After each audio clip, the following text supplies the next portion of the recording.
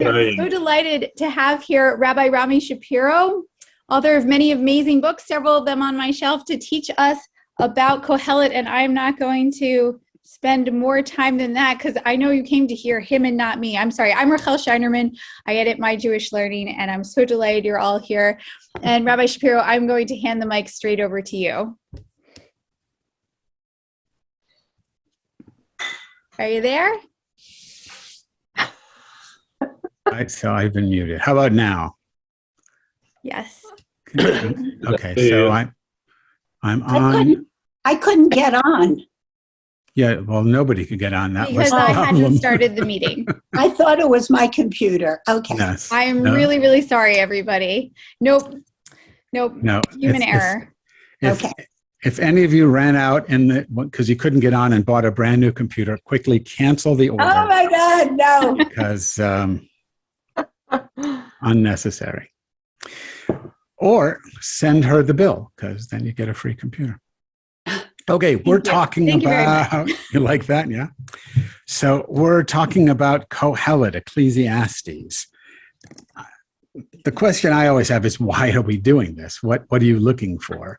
With 220, actually now it's over 240 people on the call, it's going to be difficult for you to tell me what it is you're looking for. So I'm just going to put out some general thoughts on Kohelet and then open it up and see, in the chat, you can put your questions in and we'll see if we can at least have some kind of conversation around the text, because that's much more interesting to me, and I hope to you, than just having somebody lecture on this. I mean, if you want to know everything I think about Kohelet, I've got 3 books out that you could read.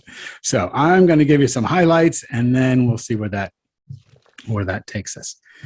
So, and I'm going to be as clear as possible for the purpose of letting you disagree as clearly as possible. In other words, I don't want to be vague. If I say something that you think is absolutely wrong, that's fine, but I don't want you to go, is that what he meant?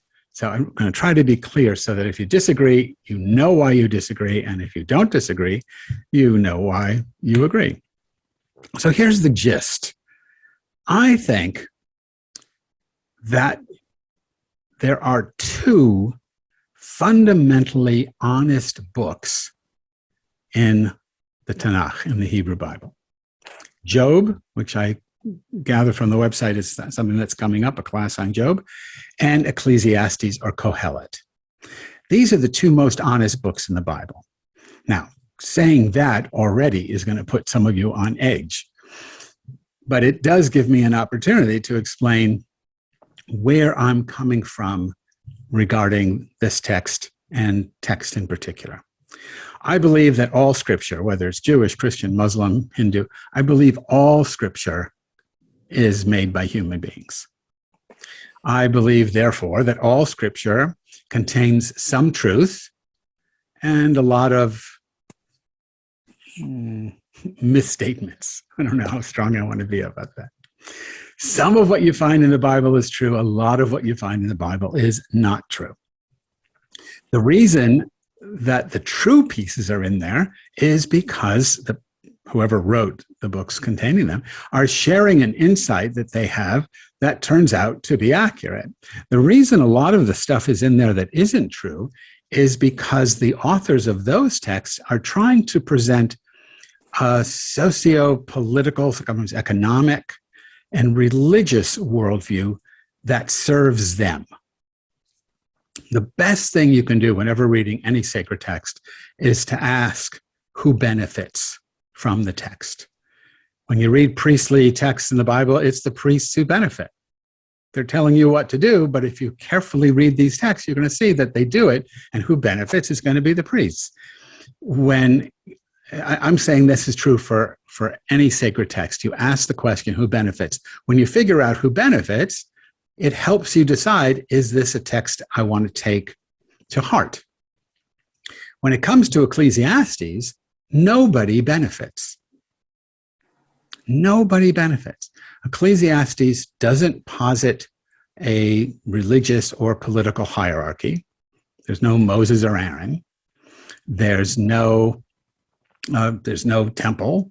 There's no, I mean, he's way before rabbinic literature, so there's no rabbis. There's no mitzvot. There's nothing that speaks to the conventional understanding of Judaism, either in his time, which was priestly Judaism, or in our time, rabbinic Judaism. He's of a different category altogether, as is Job. That's why the book of Proverbs, which is similar in the sense of no one benefits, the book of Proverbs, the book of Job, and the book of Ecclesiastes or Kohelet, these three books are called the wisdom books of the Hebrew scripture, meaning it's a separate school. They're not priestly texts. They're not prophetic texts. They're talking about a certain kind of philosophy. They don't necessarily agree. Philosophers don't necessarily agree. But they're talking about a very humanistic understanding of the world that doesn't allow for what most of us would consider foundational ideas of Judaism. How did they get into the Bible? How did Ecclesiastes get into the Bible? Let's let him speak. Yeah, well, but it's a good question. How did these odd books get in there? Well, Ecclesiastes got in there because some editor added a verse at the end of the book. At the end of the book of Ecclesiastes, after having said nothing about God, covenant, God's commandments, somebody, if they had a typewriter, right? Somebody took the last page and added this statement. When all is said and done, fear God and keep his commandments.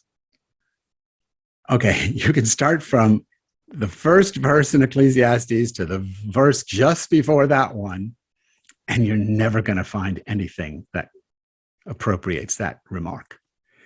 Somebody knew that the book was in there because Ecclesiastes is supposed to be King Solomon. So how can you leave King Solomon out? So somebody put in, we got to salvage this book. So what they did was they added the sentence, when all is said and done, fear God, and keep his commandments. That's Jewish, but that's not Ecclesiastes. So that's how it got in there. They had to find some way of making it kosher because Solomon supposedly wrote it. Same thing with Song of Songs. Song of Songs has nothing to do with Judaism. We read it on Passover, but Song of Songs isn't Jewish. Song of Songs is erotic love poetry that was very powerful, that nobody wanted to get rid of. People were singing it in the bars, if they had bars. And they had to, and it was supposedly written by King Solomon. So you had to find a way of putting it in there. And what the rabbis did, Rabbi Akiva did, is he said, look, this isn't about what it says it's about. It's not erotic love poetry. It's about God's love for the Jewish people. When the Christians got a hold of it, they said, yeah, we got to salvage this book. King Solomon wrote it. We can't say it's about God's love for the Jewish people because we don't believe that. We believe God's kicked the Jews out and God loves Christians. So it's about Jesus' love of the church. So that's how these books get in if they don't meet the needs of a specific already empowered hierarchy. May I ask a question about this? I just looked at my Bible and there's actually a verse after the one that you mentioned. They have it as verse 14. For God will bring every deed into judgment, including every secret thing, whether good or evil. Is that a different add-on or? You're muted. You're muted.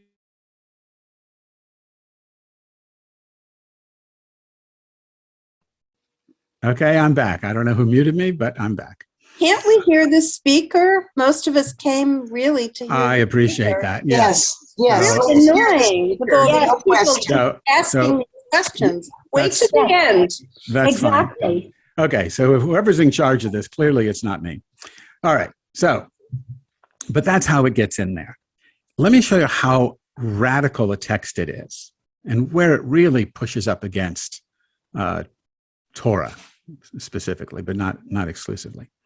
So look in the beginning of Torah in Genesis. Genesis chapter 1, verse 31 sort of sums up God's view of creation. And it says, God saw that all God had made, and God saw all that God had made, and behold, it was very good. Right? From the Torah's perspective, life is tov. It's good. Now, in that context, it probably doesn't mean morally good. It means sound. It's made to work the way it's supposed to work, and everything is there for a purpose, and there's no accidents to it. And ultimately, people can really control it. We'll see that in a second. So Genesis 31, and God saw all that God had made, and behold, it was very good. Kohelet, in the second verse, chapter 1, second verse, his estimation or his judgment of the world is Havel Havelim, Hakol Havel. Everything is Havel. So what's Havel? So it depends on your English translation. Everything is vanity. Everything is meaningless. Everything is, whatever, find your favorite negative word. The classic assumption of many scholars, if not most, is that Ecclesiastes is very pessimistic about life. I'm the opposite. I don't think that's true at all. Havel means impermanent. It comes from the concept of morning dew. You get up in the morning and there's dew on the grass, but by 10 o'clock, certainly by noon, it's gone. Although it can mean pointless too. Yeah, so we're going to have to do something about this. I don't know how you want to handle it, but I'm sorry, folks. I'm don't usually do this. I think I've muted everybody and not given them permission to unmute. I'm getting tips from readers, but please try to refrain. I have muted everybody several times, and now I think I've set things so people can unmute. We will have time for questions afterwards, but please, folks, allow Rabbi Shapiro to speak, okay? Thank you, everybody. Thanks. So, it can mean all these things, but it's always negative. The word itself implies impermanence, like morning dew. Like the dew is there, and then the sun burns it away. When he says that everything is impermanent, he just means everything is in flux, everything is fluid.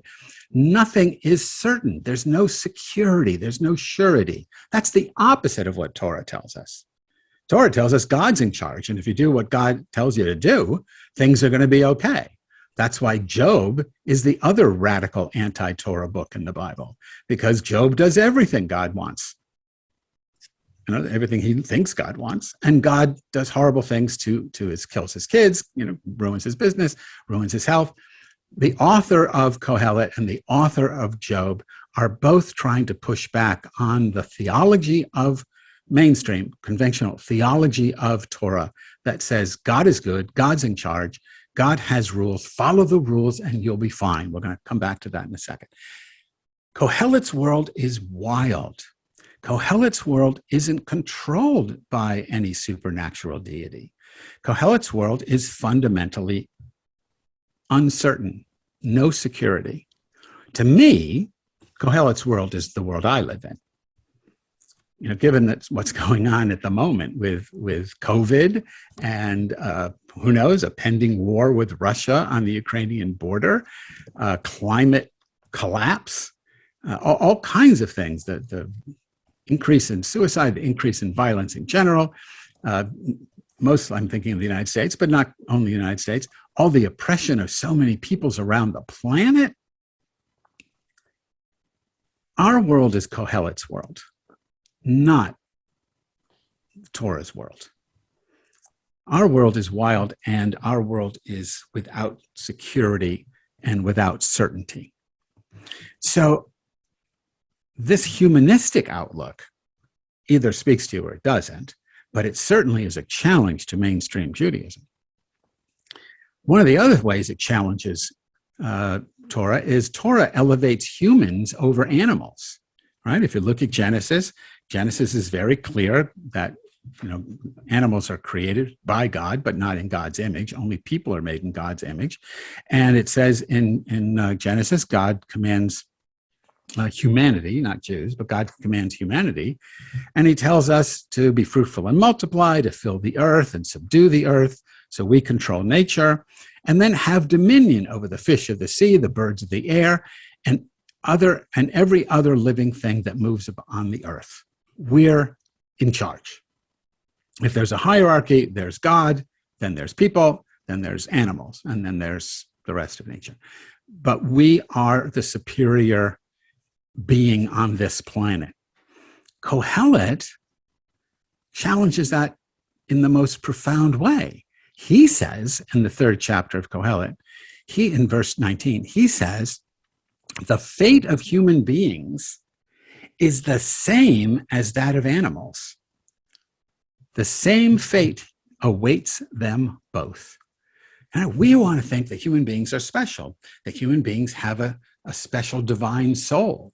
Animals have an animal soul. In other words, they function, right? They move around, they do what they do, they follow their instincts. But humans have an animal soul. Our bodies do what our bodies do on their own. We don't have to think about making our heart beat, it beats. But we have a higher soul, a divine soul, that, though the Bible doesn't necessarily speak about this, later the rabbis talk about having life in a world to come. So that's the mainstream Jewish view. Kohelet says, no, that's not right. People and animals are the same thing. People are animals. And when animals die, they go the same place humans go, which is this sort of gray, nebulous area without any real life happening. There's no difference. Now, again, that's a real challenge when you say the fate of people is the same as the fate of animals. Another central part of the Torah is the notion of God choosing the Jews. Well, the God in Ecclesiastes doesn't choose anybody. There is no special people in Ecclesiastes. In Genesis 17 and verse 7, God says, I will establish my covenant between me and you, talking to the Israelites, between me and you and your descendants after you and their generations, for an everlasting covenant. We are God's chosen in perpetuity. But Kohelet never mentions it. Now, you could say, well, it's a given. He knows that. But he doesn't accept anything else as a given. He challenges all the other things. I think he doesn't say it because he doesn't believe it. So the God idea he puts forth in the text isn't a self-conscious supernatural deity that lives out somewhere and says, I'm going to choose the Jews to receive my one and only revelation, which is Torah, and to receive the deed to the Holy Land in perpetuity. Right? He doesn't do that. Another way that Ecclesiastes takes on Torah. In Torah, suffering is real, but in a sense, suffering is optional. If you follow God's commandments, you can live pretty much without the kind of suffering that you and I experience, or that Job experienced, despite the fact that he was indeed living according to the commandments as he understood them anyway. So it says in Torah, keep then the entirety of my commandments, so that you may live long in the land that the Lord swore to give to you and your descendants, a land flowing with milk and honey. And this is interesting. It says, for the land that you are about to enter to occupy is not like the land of Egypt from which you have come. In Egypt, you had to sow and irrigate and seed the land by foot, like you do a vegetable garden. But the land that you are crossing over to is a land of hills and valleys watered by rain in the sky, a land that the Lord your God looks after. God looks after the land. You're just going to reap the benefits. The eyes of the Lord your God are always on it, from the beginning of the year to the end of the year. All you have to do, it goes on to say, is heed God's every commandment, loving the Lord your God and serving him with all your heart, with all your soul. If you do that, he will give the rain for your land in its season, the early rain, the later rain, and you will gather in your grain, your wine, and your oil, and he will give grass in your fields for your livestock, and you will eat your fill. The only way this goes wrong is if you don't follow the commandments. It's not that you have a bad harvest. It's not that you didn't plow properly or anything like that, God will take care of all of that in the promised land. All you have to take care of are the mitzvot. But if you don't, then the anger of the Lord will be kindled against you, and he'll shut up the heavens so that there be no rain, and the land will yield no fruit, and you will perish quickly off the good land that the Lord is giving you. Torah says your obligation is to follow the commandments of God. Everything else will take care of itself because God will see to it. In other words, suffering is optional if you're a Jew. I mean, it doesn't say anything about anybody else. If you're a Jew and you keep the commandments, suffering is optional. Now, clearly, all you got to do is read the newspapers, and you realize that there are a lot of Jews who are keeping the commandments who are suffering horribly. But that's the issue that Job deals with. Why is that? Kohelet tells you something completely different. In the book of Ecclesiastes, Kohelet says that joy and sorrow are inescapable. He says, behold, the tears of the oppressed flow without ceasing, and power rests in the hands of the oppressor, and there is no one to comfort the poor. In Torah, you think God is supposed to do that. But in Ecclesiastes, there's no one to do that. Even if you could overcome oppression, suffering is still baked into reality. One of the most famous chapters in Ecclesiastes is chapter 3. You know this either from the text itself or from the Birds' rock song. But I don't know if I have to read the whole thing, but you get you'll get it, you'll remember it. For everything there is a season, a time for every purpose under heaven. And then he lists all these opposites: a time to be born, a time to die, time to plant, a time to reap, a time to kill, a time to heal, break down, build up, weep, laugh, mourn, dance. And the list just goes on. You get to the very end. There's a time for love, there's a time for hate, there's a time for war, and there's a time for peace. And that's how the chapter ends. It's not like you can live with only half the equation. You can have a time of peace and there's no time of war. You can have love, but you're not going to have hate. That's not what Ecclesiastes says. Ecclesiastes says it's all of a bundle.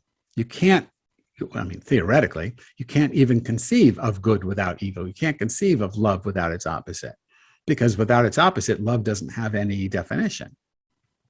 So we define things, we understand things in relation to other things.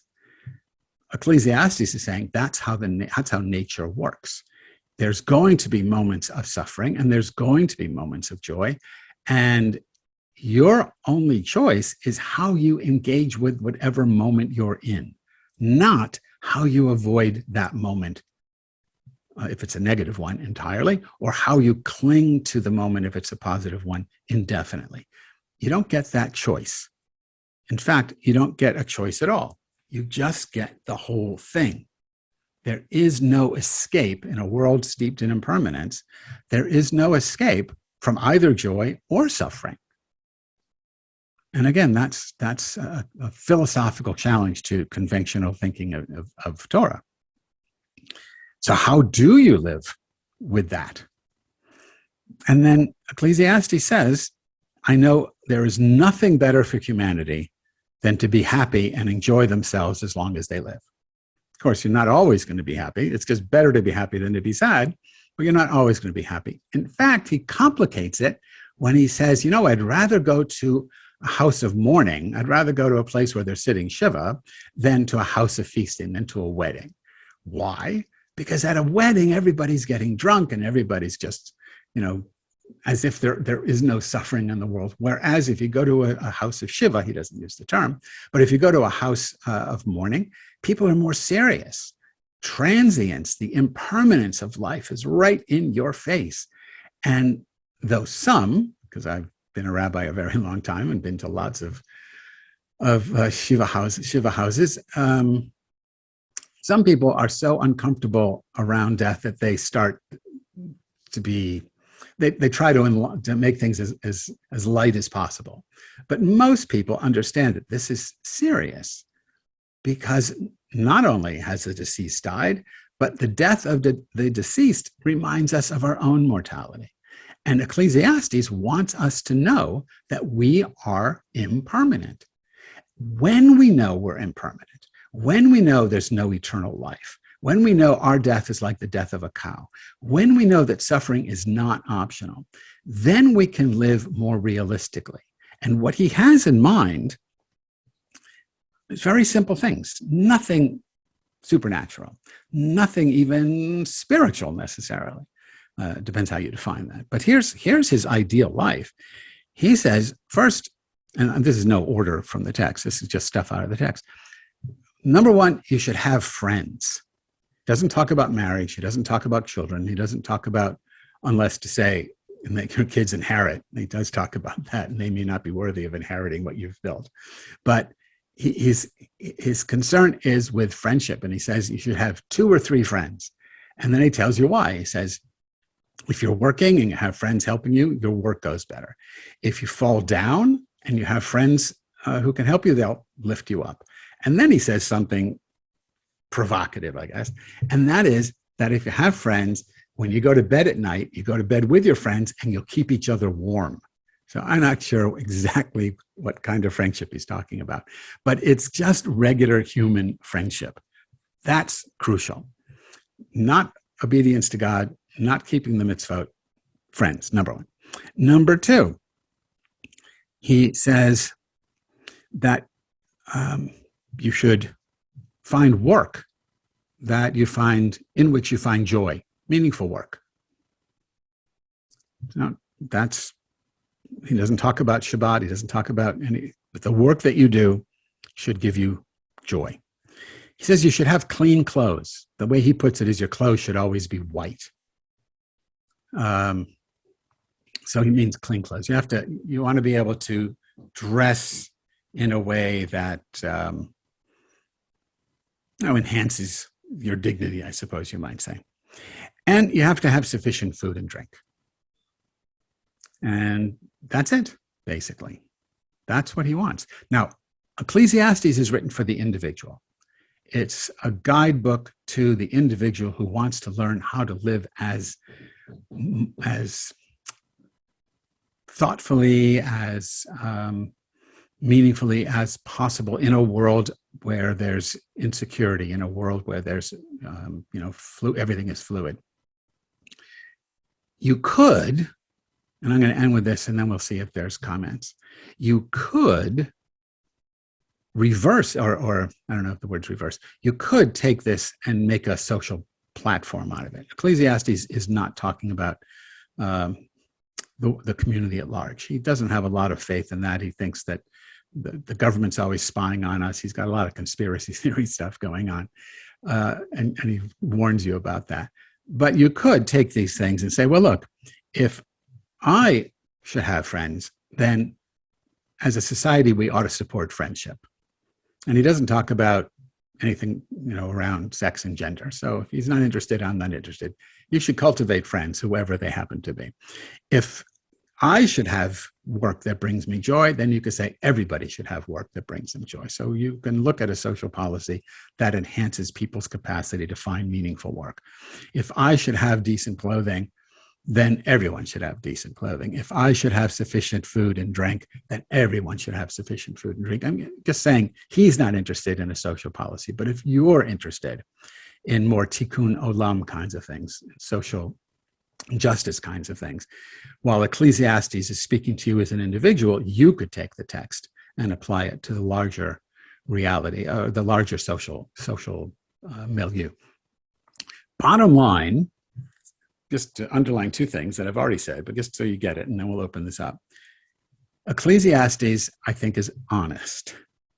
I don't think, this is just my opinion, I don't think there's a supernatural God in charge who's watching you and determining your joy and happiness based on your keeping the mitzvot. I don't think that when you die, you go to a heaven or a hell. It's just not my understanding of reality. I don't think that Jews are God's chosen people. I don't think God chooses that way. I don't think that you can live a life without suffering. And I certainly don't think the mitzvot are a way of avoiding suffering. I think reality is tough. It's what the Taoists call the 10,000 joys and the 10,000 sorrows of everyday living. It's just a wild ride.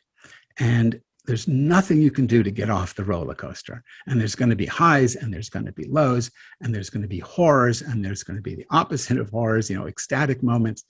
It's all of a piece. The question is, can you live it with a sense of equanimity? And to do that, just to make this last point, I think you go back to chapter 3 of Ecclesiastes, where there's a time for X and a time for Y. And you look at your life and you say, what time am I in? Is this a time for love or a time for hate? If it's a time for love, love. If it's a time for hate, don't try to put love in that mix. If it's a time to tear, tear. If it's a time to mend, mend. But don't try to mend in the midst of a tearing moment. Allow each moment to have its own integrity. Learn how to be engaged in the moment as it is. And you will be at peace to the extent that you can be at peace with reality as it unfolds in, with, and around you. In Ecclesiastes, that's what he's trying to do. If you do come on for the Job class, I don't know who's doing that or how it's being done, but if you do go and explore the book of Job, either through my Jewish learning or some other way, Job takes this into the mystical, where Ecclesiastes talks about how to live in this world of insecurity and all that, with sort of the humanist element. Job takes it to the mystical and says, you know what, there's something beyond this, not an escape from this. There is no escaping Job from the same horrors. But there is a deeper understanding in Job than there is in Ecclesiastes. And I'm just going to leave it at that. So maybe you can look for that if you look at the book of Job. So I see there's lots of things here. I know we lost one person. I hope we lost this one person. She was offended by the fact that there's a crucifix in my office. I mean, there's every religious tradition in my office. I taught world religions for 10 years, and I've got symbols and books from all of them.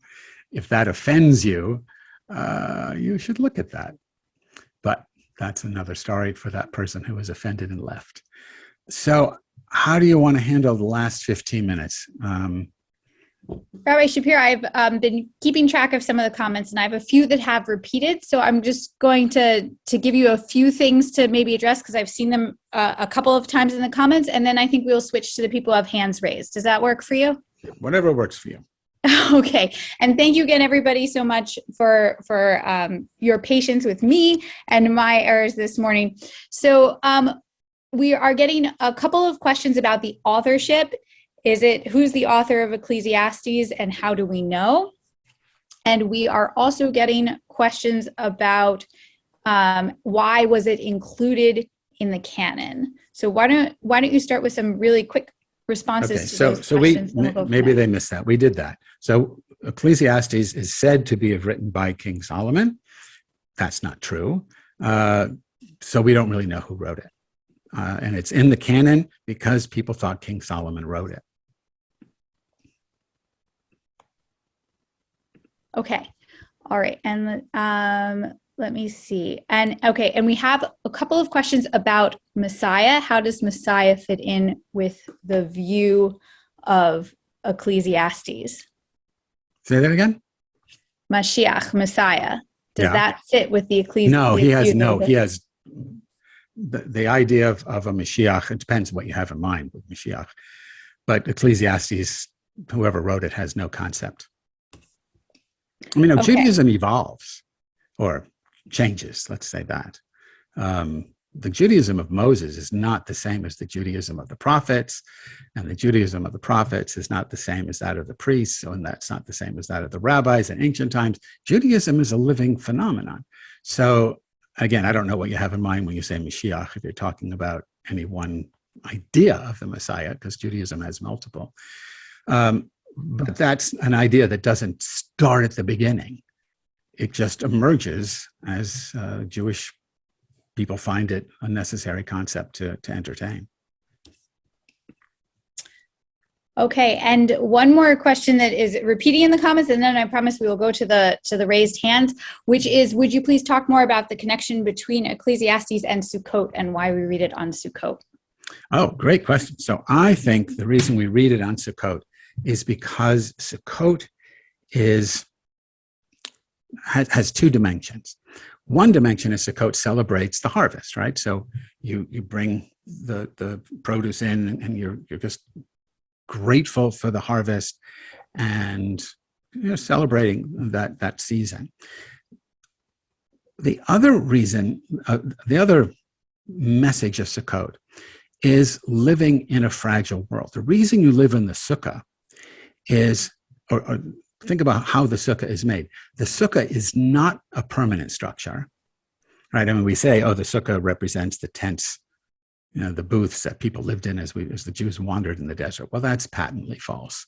They didn't have thatch and wood, and this is a desert. They lived in tents, and the tents were made from the skins of their animals. So they didn't have Sukkot the way we build Sukkot. We build Sukkot for a practical reason. It's probably reminiscent of the booths we built to store the produce as we harvested it, and maybe the space in which the harvesters lived, so they didn't have to go out of the field, and they could be sleeping in the fields. So they stayed there during the harvest time.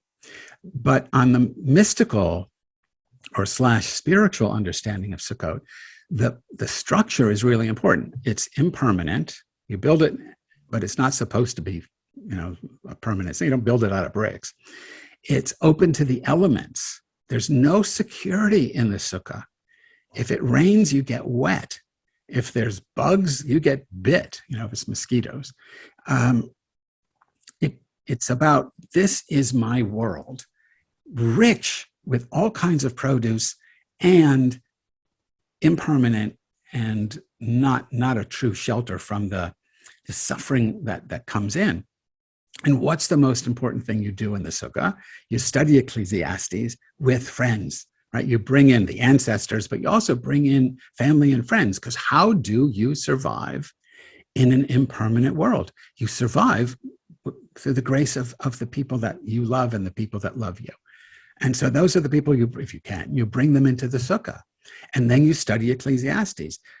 It makes no sense. Ecclesiastes is not a celebration of the book. It does not celebrate the harvest. It starts out, everything is impermanent. Or even if you take a classic English translation, everything is, vanity. Everything is meaningless. Well, I just have this harvest. Is the harvest meaningless? Of course not. The harvest is how I'm going to eat for the next month. But it is impermanent.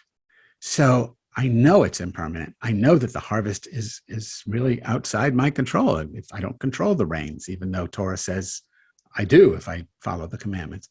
But I don't. So I'm grateful for the harvest. I'm aware of the impermanence of the harvest, of life in general. So I read Ecclesiastes to learn how to live in that environment. The sukkah embodies it for me, and then the people I'm with and the ideas that I'm sharing through us studying Ecclesiastes together is a reminder of how to live. I think Sukkot is the best holiday we've got, and the fact that we read Ecclesiastes during it is just icing on the cake. Okay, thank you. We've got some eager hands here, so I'm going to bring in no particular order, Devin. Egbert. I'm going to ask you to unmute so you can ask your question. Okay, all right. It's not really a question. I just wanted to make a really quick comment. And by the way, Rabbi Shapiro, I have your book of the translation of Pirkei Avot, and it's really nice, and I like it, so thank you for that. But anyway, I just wanted to say that I think that it's so important to mention that it's hard to talk about the general significance of Kohelet without talking about Sukkot. To me, the holiday of Sukkot is the essential explanation for how to understand how this book is relevant at all. And I've read some rabbinic writings that talk about Nisan through Tishrei. So Passover kicks us off with that 6-month period, and then Tishrei through Adar is the second 6-month period, and it's two totally different approaches to life. Passover is about like receiving liberation from a higher consciousness, and then Tishrei, Rosh Hashanah, and Yom Kippur, and especially Sukkot, and reading Kohelet on Sukkot, it brings us into this totally other way of thinking, which is about not relying on anything outside of ourselves and finding it inside of ourselves to be self-reliant and self-dependent. And so it's not negating the other one, it's just it depends on where you're at on the Hebrew calendar. If you're in the 6 months, it's all about relying on God. And if you're in the other 6 months, it's about not relying on God and relying on yourself. And so to me, Kohelet, reading Kohelet during Sukkot is about bringing us into that next 6 month period. And I just wanted to mention that. So anyway, thank you.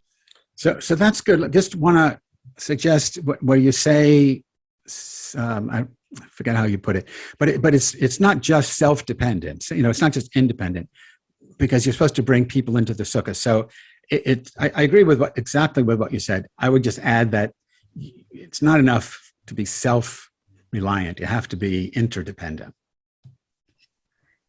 Okay, Marisa, I'm going to bring you in. Thank you, Rabbi. To pick up on what you just said, I'm wondering if as we read this, that we're also supposed to understand the personal responsibility we have to the environment, to each other. If we have clean clothes to wear, do we have an obligation to help our neighbors to have clean clothes to wear as well? It seems to me that this is an open door for us to be kinder human beings and understand what others are experiencing around us. I'm wondering what your reaction to that is, Rabbi. Yeah, I agree. That's what I said at the end, that you could turn this into a social program. If you're going to have food, everyone should have food. If you're going to have water, everyone should have, clean water, clothes, housing, friendship. I mean, all of that. Yeah, I agree completely. He's not. He's probably writing it. He's more like a Stoic. He's writing for an individual reader and not as a social program. But I agree with you completely. Okay, Kenneth. Hi. Can you unmute, Kenneth? First, I'd like to comment that it's beyond me how this got into rabbinic literature to begin with. When you said, Rabbi, at the beginning, what's in it for the individual or the writer? Well, here, I'd like to get your opinion as to whether this wisdom literature is part of Hellenistic philosophy, and it might be in it for, as Grates, the great Jewish historian, said, for the Essenes, the monastic sect that was near Masada, and their worldview, because it seems to me that the worldview of Kohelet is akin to that of one that one should enjoy life to the maximum, and that's the best we can do. In chapter 3, for instance, he says, I know there is nothing better for them than to rejoice, to get pleasure so long as they live, but also that every man should eat and drink and enjoy pleasure for all his days. I guess it is the next page. So do you feel that, as Gretz does, that this is part of the Hellenistic philosophical movement, that certain groups of Jews at the time wanted to interject into the corpus of Jewish literature? Yeah, I think that's right. Not the Essenes, though. The Essenes are something else. But yeah, he's part of the Hellenistic Jewish, school. I don't know if there was a school, but it's called wisdom literature, and it's very Hellenistic. It also reads sort of like the Stoic literature. If you take a look at some of that Greek literature, I mean, Judaism is porous, right? It's just not a closed system. Maimonides is influenced by Aristotle and the Sufis. His son Abraham becomes not only a rabbi, but a Sufi sheikh. Judaism is open-ended. Now, I'm looking in the chat, and you wouldn't know that from many of the people in the chat who are very angry with me, and I can only say thank you. It makes me feel good when someone's taking me seriously enough to be pissed off. So I appreciate that. I said I wanted to be clear enough for you to disagree, so I'm very happy with that. But yeah, it's open, and here is and I think Job is the same, that here is an example of the Greek philosophical influence. You also see it in Jewish books that aren't in the Tanakh, but are in the Christian Bible. So in the Apocrypha of the Catholics and the Episcopalians and the Orthodox Christians, they've got a couple of books that are Jewish books that the rabbis used to quote from, but they didn't include in the canon. One is the Wisdom of Solomon, and the other is Ben Sirach. These are two books written by Jews, probably in Alexandria, Egypt, for Jews, but reflect a very different kind of Judaism than the one that you and I are used to. Right. Thank you. Thanks. All right, Steve Cohen, I can see you've had your hand up for a while.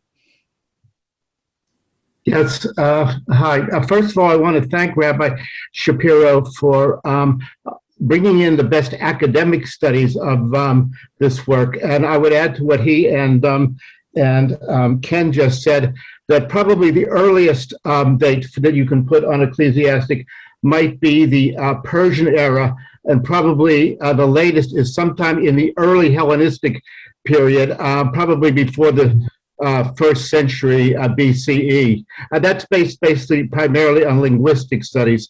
So I really appreciate your academic approach to this. I think it's very, very valuable, even if it does tick off a few people. I also admire your willingness to bring in sort of a Eastern philosophy to an understanding of the Hebrew text. I think that also is very valuable. And finally, I just wanted to ask you one quick question. You quoted the Torah with regard to going into the fruitful land of the promised land and leaving the less successful agricultural area of Egypt. Do you think that that was a political and theological argument that our God is greater than your God?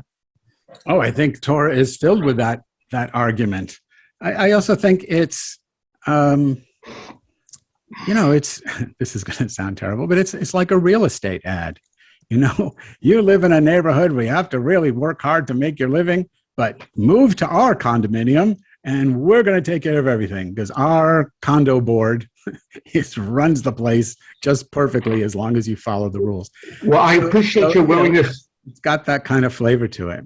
I appreciate very much your willingness to point out the political overtones of much of the biblical text. Thank you.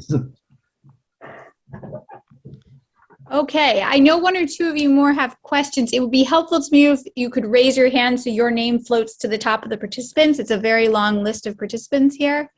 It's easier to see.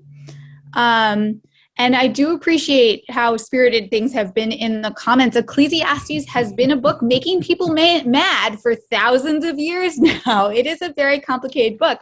And I will insert here a tiny mini commercial, as it were, because MJL actually has a whole email series exploring the book of Ecclesiastes. It's not necessarily what you'd expect or think. And so we will send out that information as a follow-up on this class. Okay, I've got a few more hands now. Rabbi Shapiro, do you have a few more minutes here? Sure, yeah, we started late. Wonderful, thank you. Okay, so Yossi, I'm gonna ask you to unmute and come in.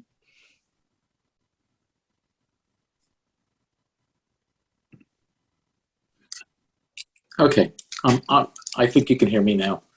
I think a lot of people are probably angry because essentially Ecclesiastes is about the uncertainty of life. A lot of people find that just absolutely frightening. And while you were talking, I was thinking about the work of Rabbi Nachman of Breslau, who in a way, is channeling that anxiety and saying, life is a very narrow bridge. The thing is not to be afraid.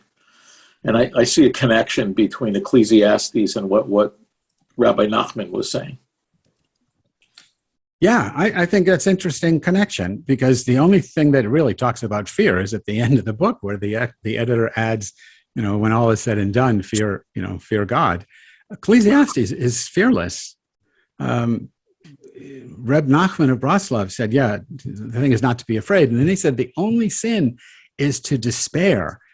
Yeah. There's no despairing in Ecclesiastes. He's not oh my God, it's terrible. There's nothing we can do. We ought to just shoot ourselves. Well, we don't have guns. We ought to just kill ourselves. That's not his approach. His approach is life is wild. Life is chaotic. And we have to learn how to live in it in a way that's filled with compassion and love and gratitude. So here's my, then he writes his book. So yeah, I think you're right. Thank you. Toda rabba. Bakasha. All right, Natalie, you're up. Thank you. First of all, I'd just like to say that I've very much appreciated what you've had to say. You've shaken some of my core beliefs in Judaism. Didn't want to do that. I always appreciate that because I love having new things to think about. I have, after a terminal diagnosis, kind of come back to Judaism in a stronger way, but I've always believed in the impermanence, because no matter how hard you try to be a good person, to follow the commandments, to do good mitzvot, bad things happen to everybody. No matter how hard you might try, no matter how much you might pray. I believe that we're all here to be good and kind to one another. And you've put it in a way that I think is very beautiful. So I'm going to investigate your books. Well, thank you, Natalie. So I'm very sorry about your terminal diagnosis. It's okay. Well, It happens. Well, it does. And I hope you realize it's not a punishment. No, Right? I don't see it that way at all. Right. So many religious people think, well, God's punishing you for something. But that's not my view. That certainly isn't the Ecclesiastes view. You're right. It happens. It's part of reality. The question, and I'm not going to put you on the spot, and we don't have time, okay. but the question would be, how are you dealing with your own mortality? How are you going to make your dying as rich an experience for yourself as possible? Now, I don't know what you're dealing with, so that could be totally I opened up everything to my distant family and said, if there's anything you want, let me know what it is. I made arrangements. I asked a person to be in charge, and I asked two of my closest cousins to take care of whatever, and a veterinarian to come take my dog. I put everything in order so no one would be overly burdened. Well, that's very, very wise. I was thinking, and again, we can't go into this, but what are you doing for yourself? I'm trying to make each day as normal as possible. Okay. I mean, there are spiritual practices that Judaism has, that other traditions have, that help, I think anyway, help people make that transition, help people die into a greater reality than just leaving this one. Oh, speak. So you'll have to get my email, and we can talk. All right. I'd offline. like that. Okay. Thank you. Natalie, please email us. We will put you in touch. Okay. And thank you. Thank you for your thoughts and for sharing, and we wish you all the best. Barry. Thank you. It's been a pleasure to be a part of this call today. Like our speaker, I've also had the privilege of engaging in world religion studies, particularly engagement with Christians, including the book of Ecclesiastes. And there's one verse that comes from Christian scripture that a person can have two masters. You choose God, or you choose something else, an alternative to God. So much during this past hour, I've been thinking about that. And I'd like to ask our speaker if he has viewed Ecclesiastes in that way. And whoever the author might have been, it seems like there's a clear choice here to accept the God as envisioned by the author as different from some of the other God concepts that some others were opting for at the time.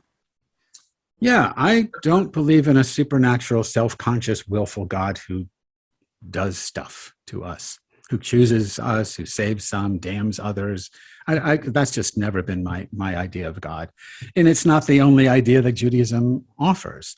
So, for me, God is reality itself. God is what the Talmudic rabbis call hamakom, the place in which everything happens. I think if you understand the name of God revealed to Moses at the burning bush, and God reveals two names, Ehiyah and Yod-Heh-Vav-Heh. When you understand that both are verbs and not nouns, that both come from the Hebrew verb meaning to be or to happen, you realize that God is a process. God is the happening of the universe. God is happening in, with, and as you and everything else at all times. What I think Ecclesiastes does is because he's not a theologian, that's not his interest. He sort of starts with the idea that compassion and justice are, how do you maximize that in a world that's so chaotic? What Job does at the end of Job, when God reveals God's self as the wildness of the universe, and Job, sadly, most English translations end with Job saying, I despise myself and I cover myself in dust and ash, when the Hebrew could also read, and I'm paraphrasing, but the Hebrew could also read, I am comforted by my being dust and ash.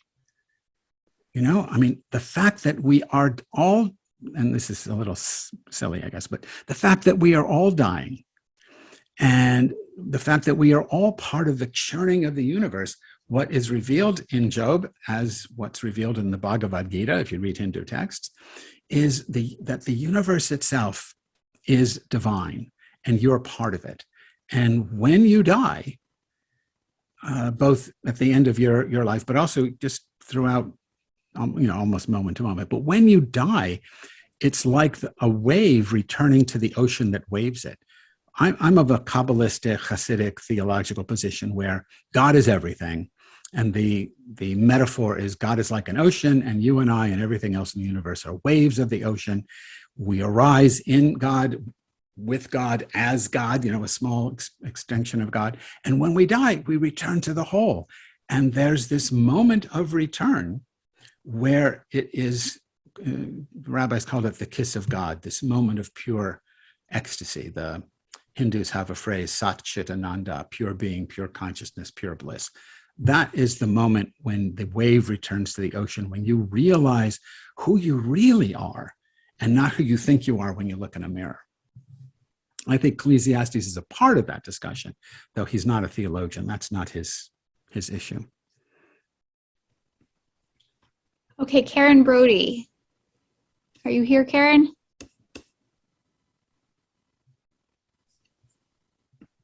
Okay, do you hear me?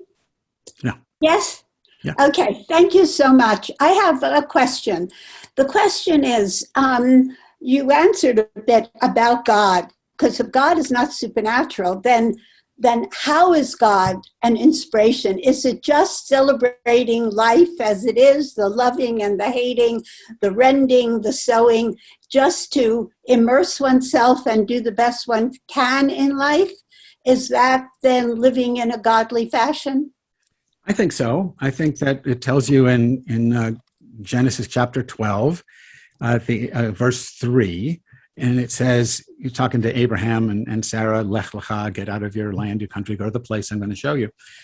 What's the purpose? It says, you shall be a blessing to all the families of the earth.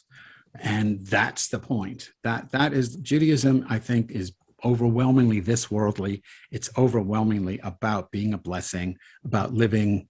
When Hillel is asked, teach me the entire Torah while you stand on one foot, he doesn't quote a passage of Torah. He says, what's hateful to you, don't do to anybody else. Everything else in Torah, and by Torah he means also rabbinic literature, everything else is commentary. Commentary on what? On the golden rule. Right. The way he reads Judaism is how you live the rule of what is hateful to you, don't do to anybody else. Right. So that makes sense to me. Got it. So, Rabbi, when it says a time for love and a time for hate, it doesn't mean you just settle into the hate. It means you acknowledge it and try and overcome it or do better. So I would say if you could really acknowledge it, yeah, it goes. that the anger, I forget what the actual science of it is, but these extreme negative emotions only last a very short amount of time if you do not feed them, by thinking, oh, why did you do that to me? I hate you. Just making yourself angry over and over again.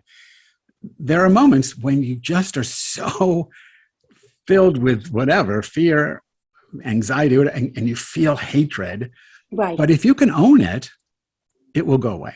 I don't think you can defeat it. I think even trying to defeat it probably feeds it. If you can just be aware of it. So Reb Nachman of Breslov, we mentioned him a little bit ago.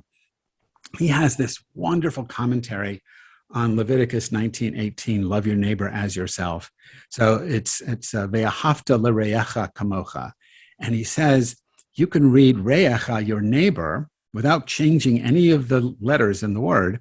You can read reacha as ra'echa. And then it says, love your evil as yourself.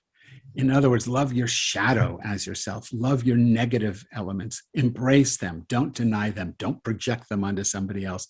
Say, you know what? I can be a hateful person. And if I can truly acknowledge that, I won't act on it. I may feel anger. I may feel hatred. But I won't act on it because I'm not pretending that I deserve to be hateful. I'm not pretending that you deserve my hate, my anger, my violence. By owning our dark side, we can learn to, well, like the Talmud says, you channel your Yetzer Hara into doing good, but you don't deny that you have it. One of the problems lots of religions have, Judaism is not one of them, but lots of religions imagine that God is good only and that you should be good only. And that's wrong. I mean, at least from a Jewish point of view, but I think it's just wrong anyway. Isaiah 45:7, God says, I create light and dark, good and evil. I do all these things. God has a shadow side. So do you, because we're created in the image of God. So can I embrace my dark side? Can I embrace the dark side of God, which means the dark side of the universe? If I can, there is a way of living through that with I don't want to overstate it, but a modicum of tranquility. I love it. And purposefulness. I love it. I'm an analyst, and that is so true. Thank you. Thank you, Karen. Thank you, Rabbi Shapiro. Do you have time for one more? Yeah. We got one more, and then we will have gotten to the list. All right, Lamont. Thank you very much. You mentioned that the later part of Ecclesiastes is the end part is a later add-on. I'm wondering, is there any manuscript evidence to support that? It seems quite integral to me to the point of Ecclesiastes that we see 27 times in the book of Ecclesiastes and nowhere else in the Tanakh this expression under the sun. That Kohelet has looked everywhere for some kind of fulfillment and has done this superficial searching through this venue, that venue, and the other, and found them all unsatisfactory. And when you've examined everything apart from God and you find none of it to be satisfactory, what are you left with? The only thing, it's like Sherlock Holmes, right? When you've eliminated all the impossible, the only thing you have left is that which is possible. That all of this other stuff ended up being just a Havel, a vapor that is both temporal and insubstantial at the same time. There's no there. There's just no substance to this kind of life of self-fulfillment. So first of all, great way to end. I'm glad you're the last question because I love what you have to say. Yeah, he's focused on, if we go back to the ocean wave metaphor, he's focused on the life of the wave. And if you want to take under the sun to mean the relative world where we appear to be, separate from God, like a wave might imagine if it was self-conscious that it's separate from the ocean. Yeah, he goes through everything. He says, no, none of that works. What works is friendship and meaningful work. And I mean, he doesn't see this world as meaningless. He sees that most of the way we spend our time in this world is a mistake. But there are things about it that he really likes. But your mystical twist on the end is great because there is a larger reality. That's what Job deals with. There is this larger reality, and we are no less a part of that than we are of what's under the sun. So yeah, if you can free yourself from, well, I don't know how we want to say it, but the addictive nature of this worldly success, where it's all about, the fact that during the last 2 years of COVID, the 7 most wealthy people in America each made some trillions of dollars of, profit. If profit is your motive, this world is never going to be satisfactory. But if you can investigate all these things and see, no, this stuff doesn't work. Meaningful work, friendship, good, decent food for everyone, that stuff is important. But there's this greater reality above the sun. He doesn't go there, but Job does. So yeah, Ecclesiastes is not the end. I think you have to read Ecclesiastes and then you read Job, and you go from the under the sun to the global divine dimension. Yeah, I think that's very helpful. Thank you so much. Thank you, Rabbi Shapiro, for reminding us that Jewish texts are never simple. And if you think you know everything they say, you haven't spent enough time with them. And there's always more wisdom to be mined. And we are lucky to have you to help us to mine it. Thank you, everybody, for joining us today. Thank you for your patience with starting late. And we will follow up with some more resources by email. My Jewish Learning has more resources on Job and on Ecclesiastes. And I have put in the chat Rabbi Shapiro's website, so you can find him on the web. He's written lots and lots of books. There are lots more ways to learn from him. And we are so grateful that you were here today, Rabbi Shapiro. And we were so grateful that all of you were here with us too. Thank you, everybody. Thank you all. Thanks for having me. Okay. Bye-bye.